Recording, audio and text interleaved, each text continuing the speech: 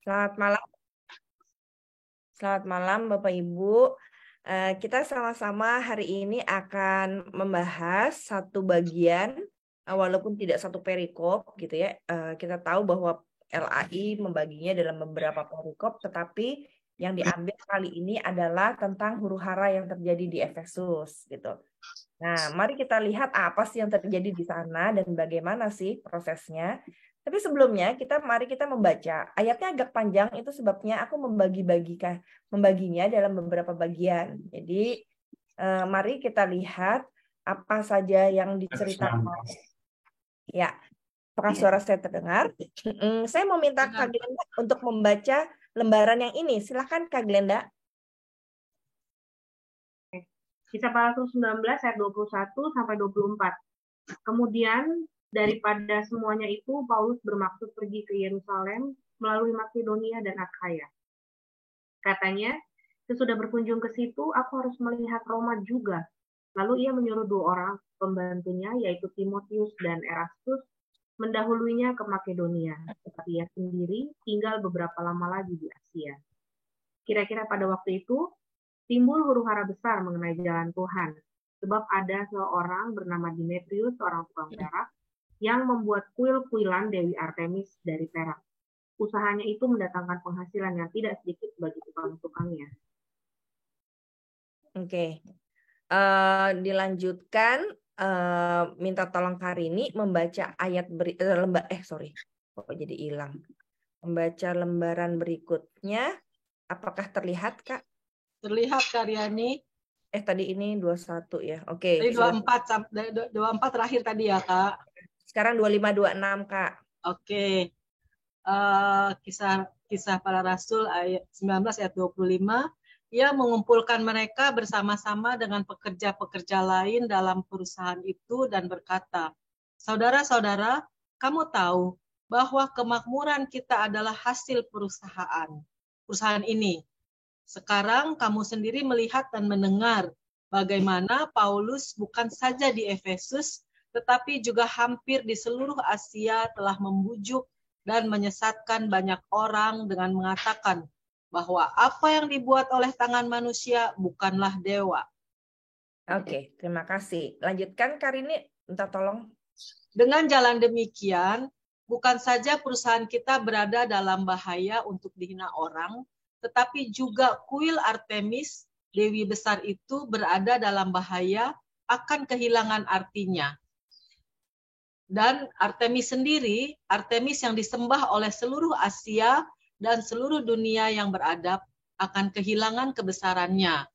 Mendengar itu, meluaplah amarah mereka, lalu mereka berteriak-teriak katanya, "Besarlah Artemis Dewi orang Efesus." Oke, saya akan melanjutkan membaca. Seluruh kota menjadi kacau dan mereka ramai-ramai membanjiri gedung kesenian. Ada gedung kesenian di sana ya. Serta menyeret Gaius dan Aristarkus, keduanya orang Makedonia dan teman seperjalanan Paulus. Paulus mau pergi ke tengah-tengah rakyat itu, tapi murid-muridnya tidak mengizinkannya. Bahkan beberapa pembesar yang berasal dari Asia yang bersahabat dengan Paulus mengirim peringatan kepadanya supaya ia jangan masuk ke gedung kesenian itu. Sementara itu, orang yang berkumpul di dalam gedung itu berteriak-teriak. Yang seorang mengatakan ini, yang lain mengatakan itu, sebab kumpulan itu kacau balau. Dan kebanyakan dari mereka tidak tahu untuk apa mereka berkumpul. Lalu seorang bernama Alexander didorong ke depan oleh orang-orang Yahudi. Ia mendapat keterangan dari orang banyak tentang apa yang terjadi. Segera, ia memberi isyarat dengan tangannya dan mau memberi penjelasan sebagai pembelaan di depan rakyat itu. Oke, sampai situ dulu. Saya belum mau baca semuanya. Jadi, Bapak Ibu, demikian pembacaan firman Tuhan. Kita belum membaca secara tuntas, tapi mari kita lihat apa yang terjadi. Jadi, waktu itu Bapak Ibu, Paulus itu banyak sekali melakukan perjalanan pelayanan. Nah, perjalanannya kemana aja? Kalau kita lihat tuh yang warna ungu di dalam situ, itu perjalanan yang kedua. Yang pertamanya warna pink, nah yang garis-garis itu. Gitu. Yang ketiga perjalanannya itu pakai hijau. Perjalanan keempat pakai orange. Nah, dalam perjalanannya ini Paulus tuh udah sering banget pergi ke daerah Efesus. Dari Efesus dia pergi lagi mau pergi ke tempat lain. Aduh, saya kayaknya mesti pergi nih. Dia udah punya rencana nih. Udah punya rencana saya mau pergi ke daerah mana aja, dia udah rencanakan. Nah, tapi yang terjadi dia nggak langsung pergi ke daerah tempat dia merencanakannya itu. Lalu dia langsung adalah istri dari almarhum. Setelah pulang dinas, dia bercerita kondisi pada saat itu. Setelah disampaikan ancaman itu, adakah gejala yang lain atau mungkin ada informasi lain bocor almarhum ke istrinya? Udah, Kak. Kak. Ya, aku udah mute all. Silakan kalian. Okay. Pada waktu dia melakukan perjalanan, udah merencanakan, oke, saya mau pergi ke Yerusalem ya. Habis itu saya sebelumnya mampir dulu Makedonia. Wah, udah ada perjalanan seperti itu. Sebelum dia pergi dari Efesus, dia kan udah suruh nih temannya untuk pergi. Nah, dia menjumpai atau menghadapi sebuah kekacauan gitu. Jadi sebelum pergi, loh kok ini ada orang ribut gitu di Efesus. Nah, jadi itulah yang terjadi. Padahal sebetulnya Paulus itu suka sekali melakukan perjalanan, bahkan dia menyebut perjalanannya itu sebuah perjalanan yang menyenangkan. Jadi sebetulnya ini nggak dilihat sebagai perjalanan tugas atau perjalanan kewajiban. Tapi ini perjalanan yang punya visi atau mimpi, yaitu memberitakan firman Tuhan, memelihara iman jemaat, gitu. Jadi dia kepergiannya bukan mau jalan-jalan nih. Kepergiannya kemana-mana ini bukan karena dia suka jalan, tapi dia pergi untuk tujuan agar orang-orang mendengar Injil. Nah, makanya kita kan bacanya Kisah Para Rasul. Nah, di Roma 1 ayat 10 dikatakan bahwa dia itu sangat suka atau dia sangat ingin, saya baca ini ya, Roma 1 ayat 10, saya pakai terjemahan TB2, ya, promosi TB2 nih ya. Jadi terjemahan TB2 bilang begini, aku berdoa semoga dengan kehendak Allah, aku akhirnya beroleh kesempatan untuk mengunjungi kamu. Nah, kata kesempatan ini di NIV bicara bagaimana mereka punya keterbukaan, gitu ya. Jadi in my prayers and all times, and I pray that now at last by God's will the way may be open. Perjalanan itu mudah-mudahan terbuka for me to come to you. Semoga saya tuh bisa terbuka jalannya untuk datang ke kamu. Tapi yang menarik di King James Version, dia bilang gini, making request, if by any means now at length I might have a prosperous journey by the will of God to come unto you. Jadi saya berharap perjalanan ini menyenangkan, sukses, berhasil dengan kehendak Tuhan. Nah, sampai sini dulu. Jadi kan kita tahu judulnya. Pada waktu Paulus pergi, Bapak Ibu, sedang menuju perjalanan menuju Yerusalem, ke Roma.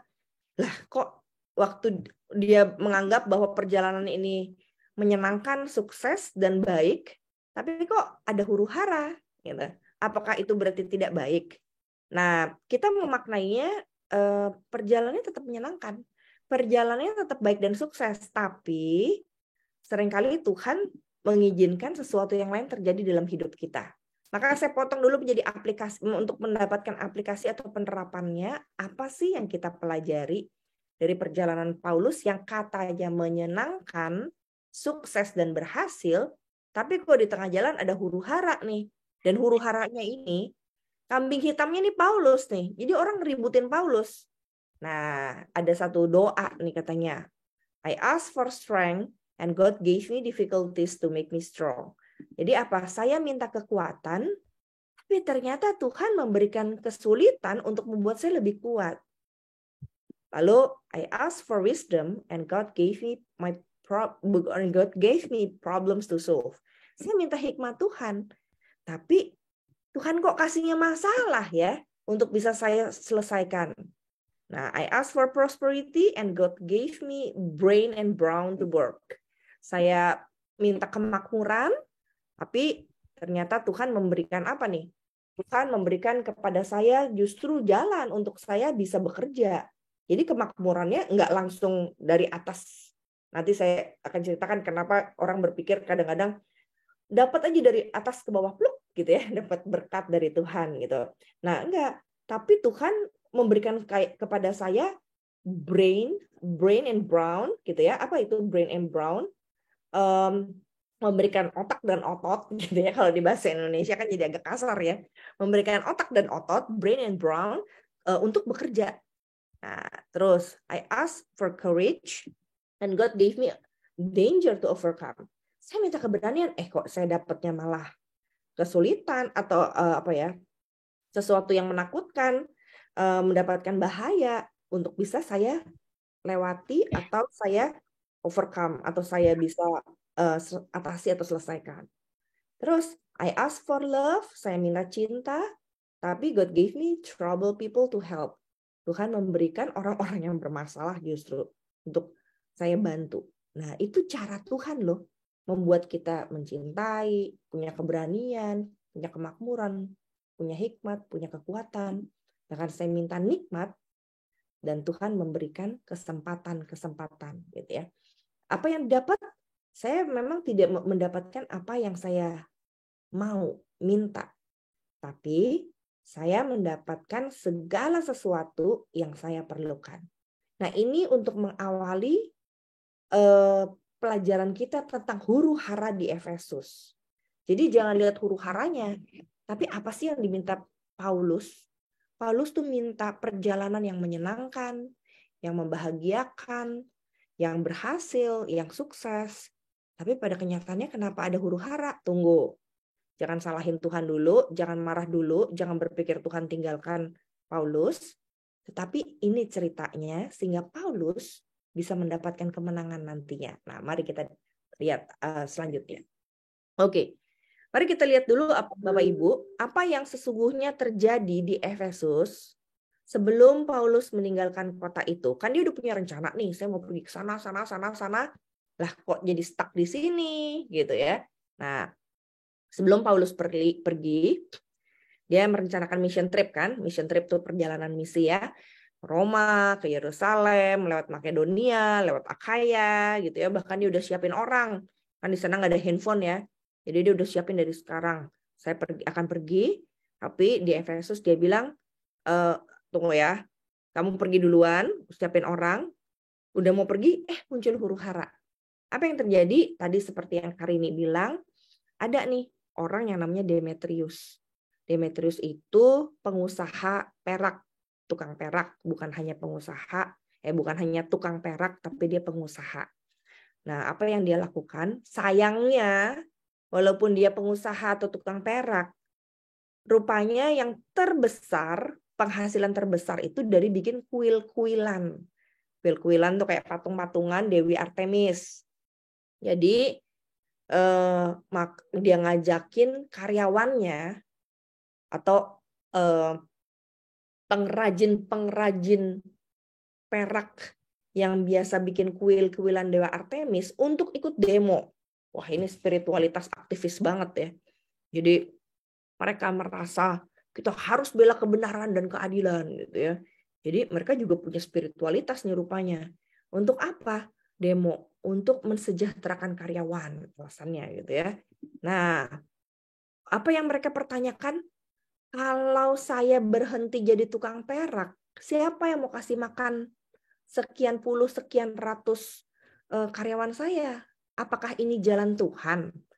Kalau akhirnya setelah nggak bikin perak lagi, menurut Paulus kan itu sebuah kekejian ya, membuat berhala gitu kan, menyebarkan itu. Nah, jadi harus stop. Menurut Paulus harus stop nih. Nah, mereka demo. Kenapa harus stop? Ini kan mata pencaharian kita. Kita kaya dari sini, kita punya uang dari sini. Kalau Paulus suruh stop jualannya atau usahanya, lalu kita makan dari mana gitu. Padahal kita ya dapat makan kan nggak minta-minta dari Paulus.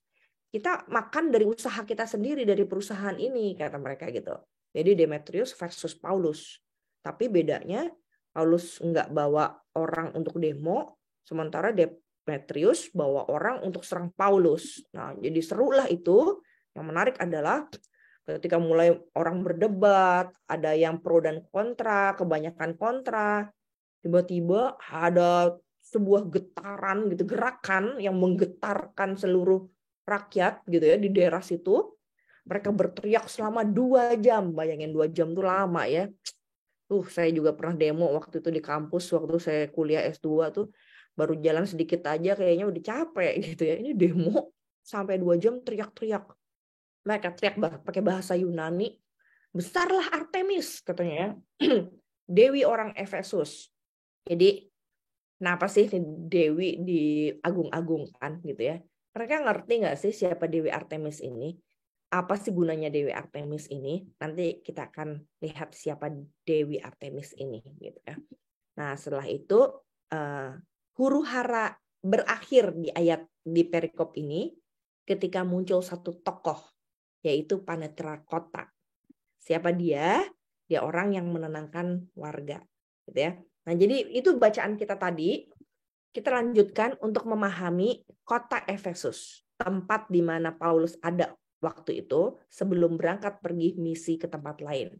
Seperti apa kota Efesus? Kota Efesus adalah kota yang sangat dikenal dengan tempat di mana ada penyembahan Artemis. Kenapa? Karena ada gedung ini yang sebelah kiri gambar ini yang Bapak Ibu lihat. Si gedung ini dibuat gitu ya, tempat untuk menyembah dewa Artemis. Kenapa? Jadi di dalam kuil ini ada patung namanya Artemis. Si Artemis dipercaya jatuh dari langit, gitu ya, dapat berkat dari atas turun ke bawah. Nah, karena si Artemis ini datang dari atas, dianggap dipercaya itu dari dewa-dewi gitu. Untuk apa? Pastinya memberi berkat. Jadi ukuran bangunan ini besar sekali, katanya 130 meter, lebarnya 67 meter, tingginya 18 meter. Dibangunnya tuh 220 tahun, lama banget ya. Jadi salah satu katanya ini dari 7 keajaiban dunia saat itu. Ya bayangin, mereka belum ada traktor, belum ada alat-alat berat gitu ya. Masih pakai tangan loh bangunnya dari batu ke batu gitu ya. Nah, tempat ini dibangun menjadi pusat spiritualitas umat pada waktu itu. Nah, jadi waktu si tempat itu berdiri, mereka berharap dapat berkat dari Dewi Artemis. Maka lumrah dong kalau si pengrajin-pengrajin ini bikin patung kecil-kecil, kuil-kuilan, dibawa ke rumah. Ya, pertama buat souvenir sih, tapi yang kedua mereka merasa itu bisa jadi jimat atau alat supranatural yang membuat keluarga mereka tuh diberkati. Nanti kita lihat berkatnya apa gitu ya. Nah, jadi argumennya si Panetra Kota begini, kita terusin lagi bacaannya. Ayat 34 dia bilang gini. Jadi waktu mereka tahu bahwa tadi Alexander ya namanya. Alexander datang Alexander dijorokin gitu. Nih kamu bersaksi gitu kan ya. Di demo itu harus ada orang yang speech. Jadi Alexander didorong untuk speech karena dia yang tahu tuh bagaimana si Paulus melarang atau mendisiplin orang-orang Kristen untuk tidak lagi menyembah dewa Artemis. Nah, jadi dia pas mau bersaksi, lalu terjadilah teriakan yang sangat keras 2 jam lamanya. Mereka teriak, mungkin kalau di sekarang kali puji Tuhan gitu ya. Mereka bilang besarlah Artemis, dewi orang Efesus. Nah, tapi muncullah si tokoh ini Panetra Kota. Dia menenangkan orang banyak, lalu dia bilang gini, "Hey orang Efesus, kamu tahu nggak di dunia ini nggak ada orang yang nggak tahu kalau kota Efesus itu punya kuil Dewi Artemis dan memeliharanya dengan baik. Dan kuil ini kuil yang maha besar. Nggak ada yang nggak tahu kalau patung ini turun dari langit. Semua orang tahu gitu ya. Dia mau bilang gini loh, udah rahasia umum. Semua orang udah tahu kota ini terkenal dengan Dewi Artemis. Jadi kita ini udah terkenal, ya. Ada patung yang turun dari surga, turun dari langit. Dia nggak bilang surga ya, turun dari langit. Jadi orang tuh udah tahu siapa kita dan Efesus. Itu nggak bisa dibantah, kata dia. Jadi coba deh kamu tenang, nggak usah buru-buru, nggak usah teriak-teriak gitu ya. Sebab kalau kamu bawa ke sini orang-orangnya si Paulus nih, mereka kan nggak merampok kuil dewa kita ya. Mereka kan nggak menghujat nama Dewi Artemis ya. Jadi kamu jangan ributin dulu. Kenapa? Jika Demetrius dan tukang-tukangnya mengadu, nah maka kalau emang benar terjadi, pergi tuh ke sidang pengadilan yang ada gubernurnya. Jadi ajukan secara benar. Berikan dakwaan yang benar. Gitu ya, di ayat 38. Nah ayat 39, jika ada sesuatu yang lain yang kamu kehendaki, baiklah kehendakmu itu diselesaikan dalam sidang rakyat yang sah. Jadi jangan demo ilegal seperti ini. Demonya tuh yang benar aja gitu ya. Sebab kita berada dalam bahaya. Kita akan dituduh kalau kita menimbulkan huru-hara pada hari ini. Karena tidak ada alasan yang dapat kita kemukakan untuk membenarkan kumpulan yang kacau balau ini. Jadi si panitera kota menggiring rakyatnya untuk nggak demo secara ilegal, karena menurut dia kita ini akan susah, akan dirudung bahaya, dituduh. Kita akan dituduh menimbulkan huru-hara yang tidak dilaporkan sebelumnya, tidak terarah, dan kita akan kacau balau nanti. Nah, dengan seperti itu, rupanya mereka bisa lumayan tenang, nggak huru-hara lagi. Jadi setelah reda keributan itu, nanti minggu depan ya, keributan itu akan reda. Nah, di mana Paulus, tadi saudara-saudara sudah baca bersama saya, Paulus kan dilarang untuk keluar ya. Jadi memang kambing hitamnya dianggapnya Paulus. Tapi dengan panitera kota ngomong seperti ini, redamlah kemarahan mereka. Bayangin saudara, sudah 2 jam demo, teriak-teriak. Panitera kota datang, diam mereka. Diomongin beberapa kalimat ini. Nah, ini menarik. Mari kita lihat. Ada 3 tokoh yang akan saya ungkap di sini untuk kita mengenal mereka dan belajar dari mereka. Tokoh Demetrius. Demetrius itu tadi ya, orang Efesus, tukang perak, menghasut orang-orang untuk huru-hara melawan Paulus. Kenapa dia menghasut? Karena dia merasa terancam. Ada 2 alasan. Alasan yang pertama ada alasan implisit. Alasan kedua, alasan eksplisit. Menarik ya. Jadi kalau ada demo, Bapak Ibu, orang marah, orang kesel sama kita, orang nyalahin kita, bisa jadi yang kelihatan cuma alasan eksplisit. Nah, alasan eksplisitnya si Demetrius apa? Waduh, patung Artemis atau Dewi Artemis kita nih dihina nih sama si Paulus. Nanti jadi tidak ada manfaatnya lagi kita punya patung atau punya dewi gitu. Dia akan meniadakan sejarah hidup kita. Di mana kita sudah hidup baik-baik dan diberkati oleh Dewi Artemis. Ini kan nggak benar gitu ya. Itu yang teriak pesan dari teriak-teriaknya. Padahal secara implisit kita tahu bahwa sesungguhnya Demetrius takut kehilangan mata pencaharian. Takut juga didemo karena penjualan kuil menurun. Sehingga akhirnya daripada karyawannya demo ke dia nggak dapat makan karena kuilnya itu nggak laku, ya lebih baik saya suruh mereka demo melawan Paulus gitu kan ya. Nah, ini implisitnya. Jadi apa yang dilakukan oleh Demetrius, dia lawan Paulus.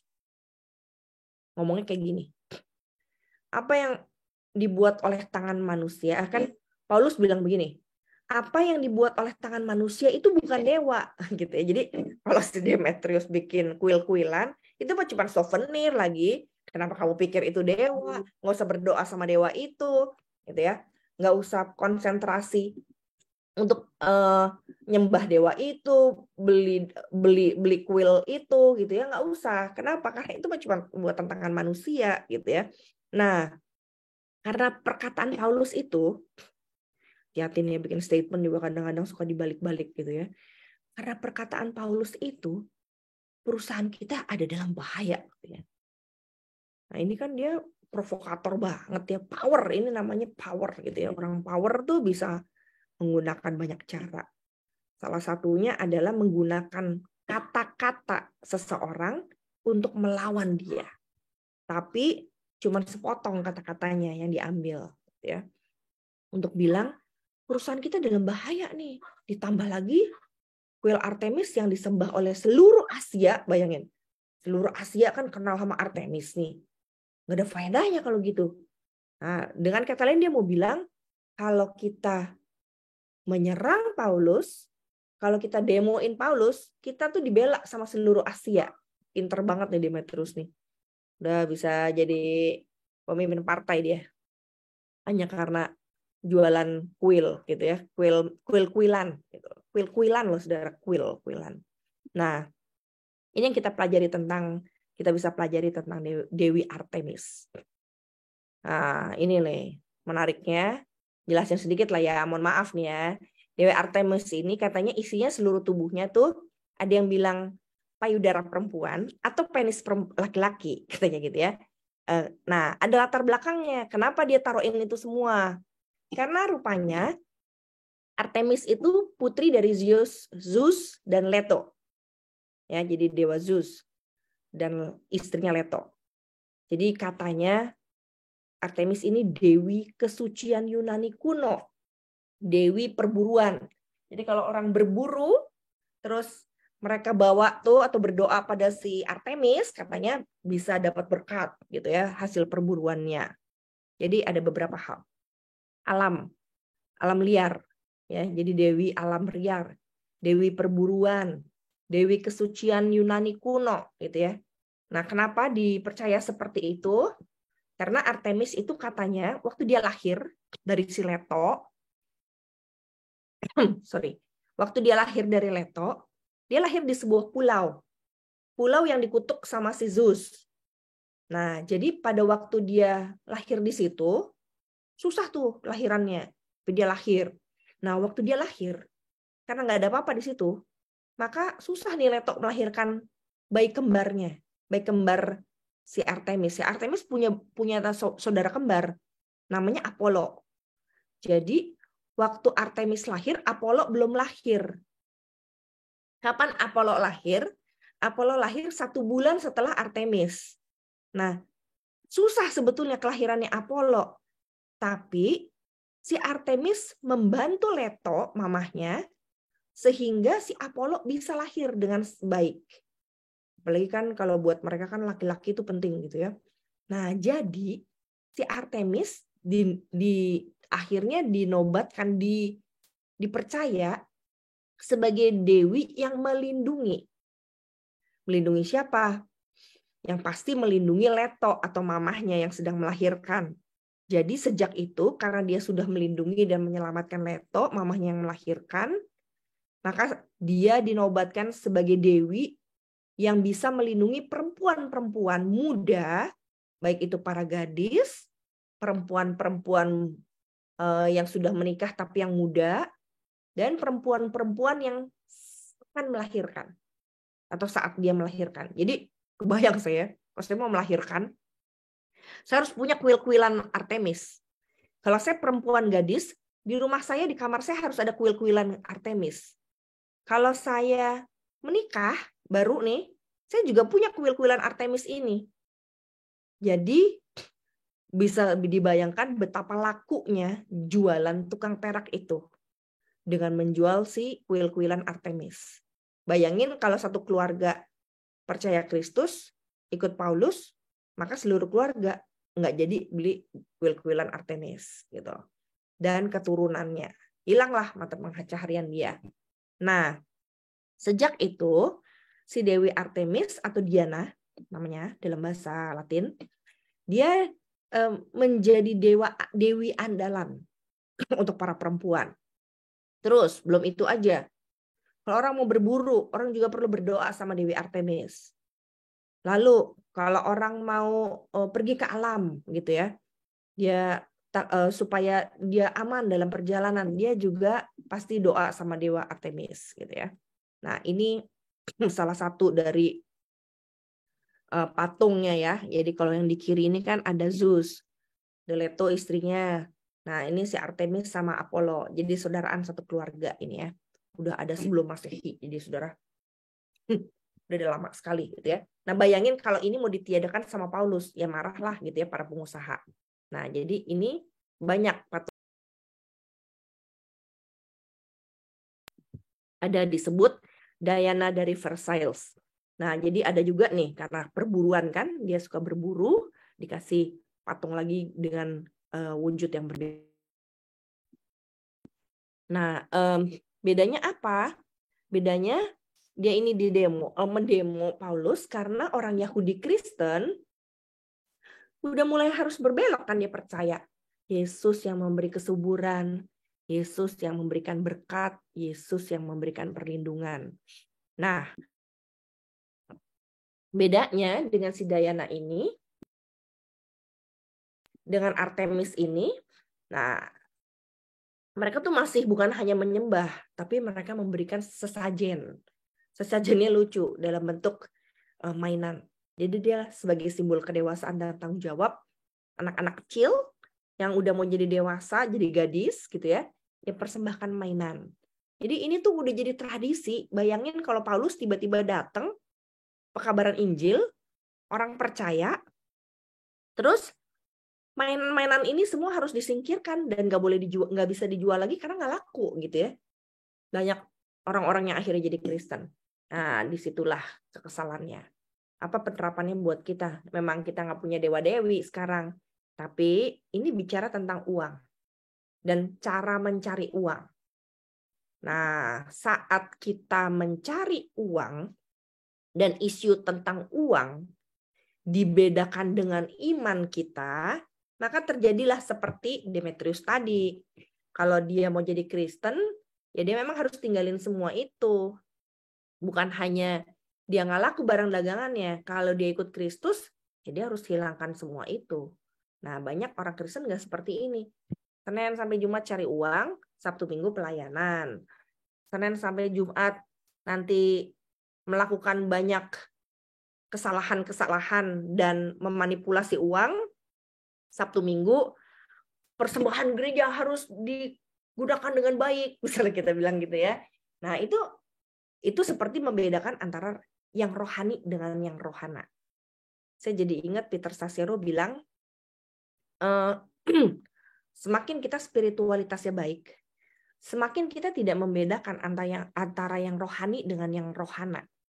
Jadi nggak bisa tuh bilang, saya rohana dulu nih, baru saya nanti rohani hari Sabtu Minggu pelayanan. Nggak bisa.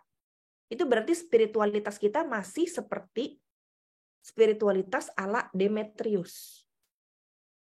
Kalau dia mau ikut Tuhan Yesus, dia ikut Tuhan Yesus Sabtu Minggu, Senin sampai Jumat, jualan kuil si Artemis ini. Atau seperti orang Kristen lain yang bekerja di Efesus, mungkin tukang-tukangnya Demetrius, ada yang ikut Kristus gitu ya, yang ikut pemberitaan Paulus, dia ke gereja, tapi Senin sampai Jumat bikin kuil-kuilan Artemis. Nah, kalau yang terjadi seperti itu sampai hari ini, maka lumrahlah gereja akhirnya muncul orang-orang yang di gerejanya kelihatan sangat pietis, sangat rohani, sangat spiritual, tapi di rumah marah-marah, mencari uang dengan cara yang tidak halal, terus memutihkan uang, money laundry, dan sebagainya. Nah, bersyukur ada survei nih. Anak-anak muda kan sekarang nih orangnya idealis ya Bapak Ibu. Gimana sih cara menerapkan pesan dari firman Tuhan yang sebagian ini?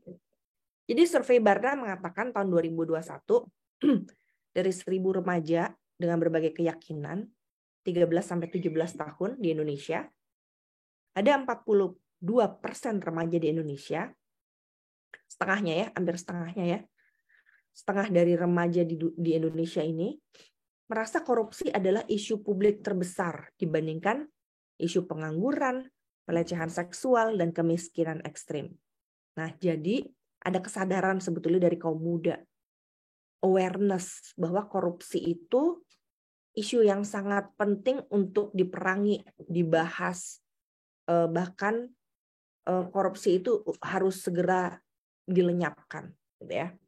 Nah, sementara 53% remaja, keren banget kan? Ini berarti lebih banyak dari yang tadi, mengungkapkan, semoga ini konsisten, bahwa mereka sangat termotivasi, sangat ingin untuk mengatasi ketidakadilan.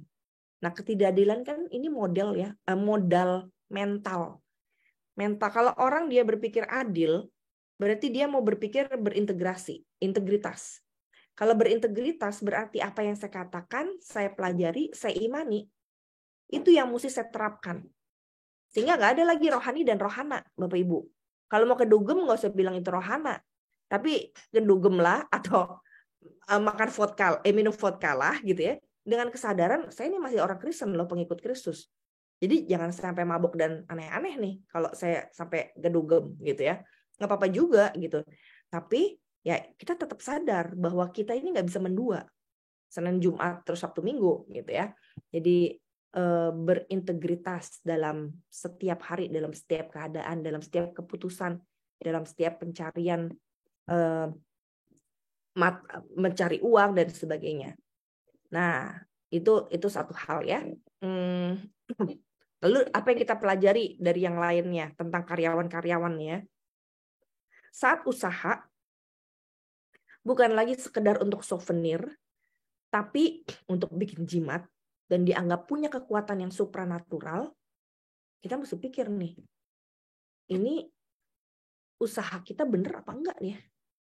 Saat kita menggantungkan hidup kita pada sesuatu, gitu ya, dengan kata lain ya, saat kita membuat sesuatu, seseorang itu menjadi sangat penting dibandingkan Tuhan, lebih penting dibandingkan Tuhan, hati-hati jangan-jangan kita sudah memberhalakan usaha itu, sudah memberhalakan orang tersebut.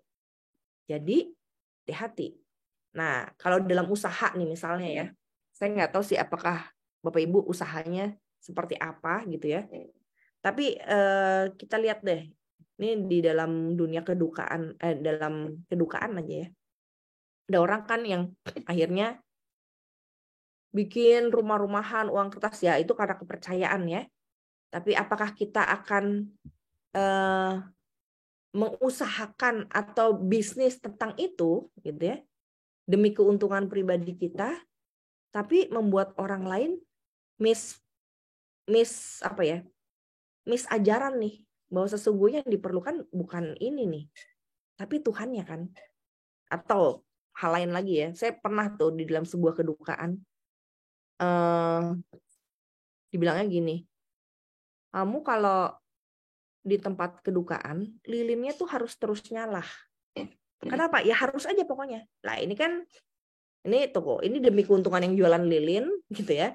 Atau ada makna spiritualnya. Lilin tuh nggak punya makna, nggak punya kekuatan supranatural gitu. Tapi dia hanya simbol gitu. Nah kalau udah simbol menjadi kewajiban ada dan dia nyala terus, berarti kan kalau kedukaannya 1 lilin buat 3 jam, dalam kedukaan 3 hari kan dia butuh banyak lilin, 10 lilin mungkin gitu ya. Tuan yang jual lilin ya Kak. Wah justru itu Kak. Hati-hati nih jualan uang-uangan, rumah-rumahan, jual lilin. Atau ada prinsip gini, kita nggak boleh nawar kalau ada kedukaan. Jadi apapun harus kita bayar. Nah ini kan keuntungannya buat rumah duka. Rumah duka. Saya pernah bertemu dengan seorang pengusaha peti jenazah, dia bilang banyak Bu orang-orang menjual peti jenazah yang ternyata tidak sesuai dengan kualitasnya.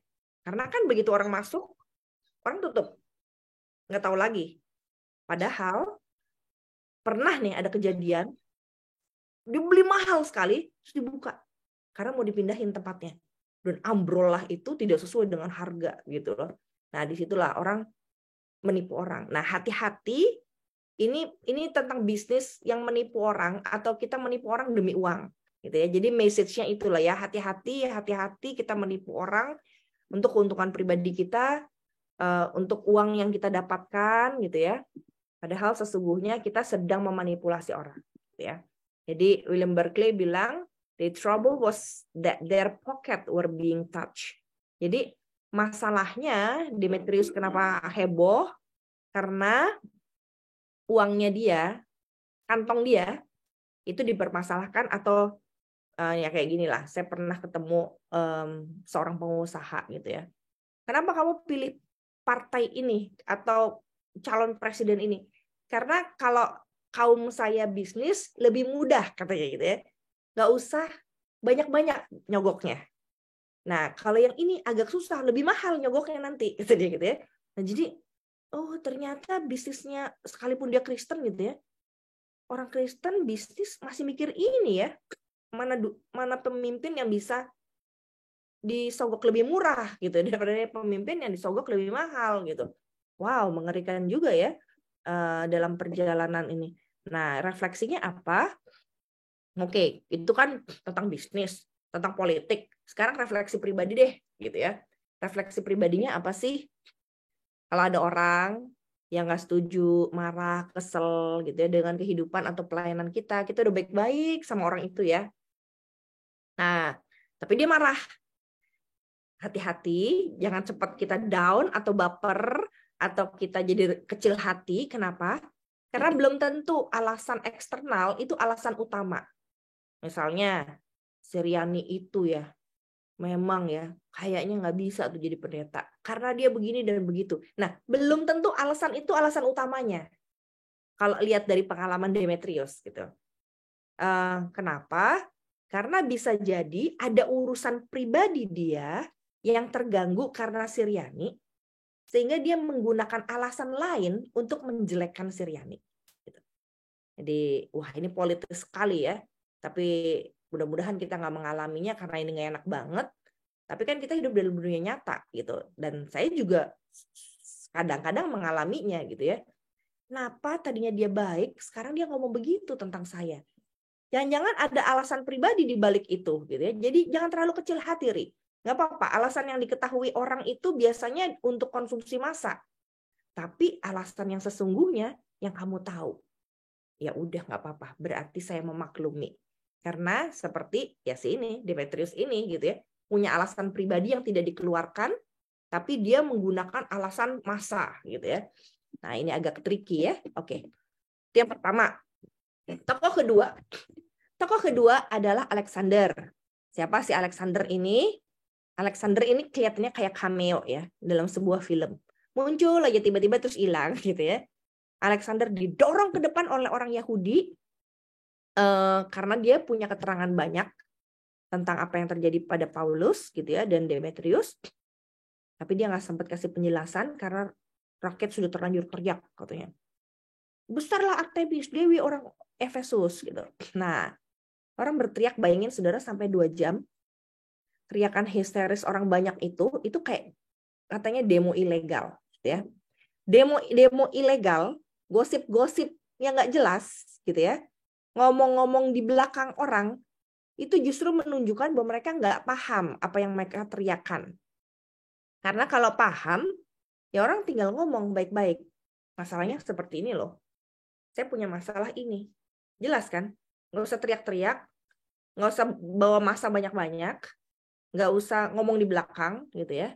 Kenapa? Karena saya paham apa yang saya alami. Jadi kalau ada orang yang nggak paham terus teriak-teriak, itu kelihatan gitu ya. Nah, jadi saya jadi ingat gitu ya, pernah ikut persidangan sebuah pengadilan tentang korupsi. Waduh, sidangnya bisa puluhan kali, saudara. Lalu hakim, nggak usah sebut nama produk lah ya di mana. Hakim berpuluh-puluh kali persidangan, cuma nanya 1 kalimat. Jadi, Bapak korupsi? Katanya. Ini hakim tidur sih boleh ya, saya bilang dalam hati saya. Tapi kalau nggak paham, jangan kasih pertanyaan yang seperti ini, terlalu memalukan gitu kan ya. Dengan keilmuannya dia dari awal persidangan sampai setelah 20 kali sidang kok pertanyaannya begini terus gitu kan. Nah, jadi hati-hati dengan orang yang ngomong gitu ya di depan kita, tapi nggak paham sebetulnya apa yang terjadi. Gitu. Jadi mari kita berefleksi. Kalau kita ingin menyatakan sesuatu, kita mesti jelas faktanya, latar belakangnya, terus kenapa bisa begini, kenapa dia melakukan itu, gitu ya. Itu perlu buat kita. Nah, jadi pertanyaannya kan begini, apakah huru hara ini adalah ulah Paulus? Karena Paulus dikambing hitamkan kan? Menurut saudara, jadi apakah huru hara ini ulah Paulus, gitu kan ya? Nah, kita bisa jawab kalau lihat dari latar belakang tadi, ya sebetulnya ini ada kepentingan dagang, kepentingan orang yang merasa dirugikan pocket atau kantongnya nih, keuangannya, kekayaannya terganggu gitu, sehingga dia menggunakan alasan Paulus, gitu ya. Yang ketiga, panitera kota. Ini kan menarik ya. Kenapa huru hara 2 jam teriak-teriak, udah heboh, udah kacau gitu ya. Tiba-tiba nih panitera kota datang, kok diem? Selesai, nggak demo lagi. Nah, siapa dia? Panitera kota itu di setiap pemerintahan kota praja itu apa sih? Kota-kota yang merdeka di Asia Kecil, tapi dia masih di bawah pemerintahan Romawi, punya namanya panitera kota atau grammateos dalam bahasa Yunaninya. Siapa dia? Dia bukan tukang ngetik panitera gitu ya, tapi pejabat pemerintah yang paling penting di daerah tersebut. Kenapa? Karena misalnya kalau di kita tuh mungkin dia seperti wali kota Jakarta Selatan atau gubernur Jakarta gitu ya. Jadi bukan hanya sekedar panitera, namanya tuh juru tulis kota, tapi penulis Yahudi di sebuah kelompok keagamaan. Nah, pengaruhnya dapat kita lihat dari cara dia menenangkan massa yang berkumpul menentang Paulus. Jadi dia ngomong hanya singkat, tapi dia bisa menenangkan massa. Ini kan dia pakai pikirannya gitu kan. Oke, ini demo ilegal nih ya. Kalau demonya ilegal, saya juga mati nih. Sebetulnya dia punya kepentingan kan. Nanti aja saya, dianggapnya saya nggak bisa menenangkan kota nih kalau ada kacau balau di kota saya. Kan itu wilayah saya. Maka saya harus pikir gimana caranya menenangkan massa. Oke, saya pakai sesuatu yang massa juga takut. Yaitu, ya bukan hanya saya yang mati nih. Bisa dipecat saya. Tapi juga mereka juga akan kena getahnya. Oke, kalau gitu supaya saya jangan susah, saya pakai atas nama demo ilegal supaya mereka diam. Nah, itu terjadi. Sudah bisa bayangkan? Panitera kota punya akses langsung sebetulnya ke pimpinan provinsi. Dia bisa aja bilangnya ada masa nih yang ribut nih, kita mau apain? Bisa aja dia melakukan itu. Tapi dia enggak.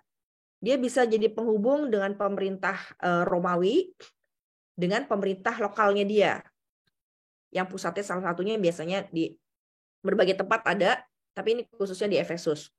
Jadi dia ini kan perantara ya antara orang Romawi dan rakyat. Dia bisa aja bawa tuh pendemo ke pemerintah Romawi supaya dihukum atau diselesaikan masalahnya, tapi enggak, dia nggak pakai cara itu.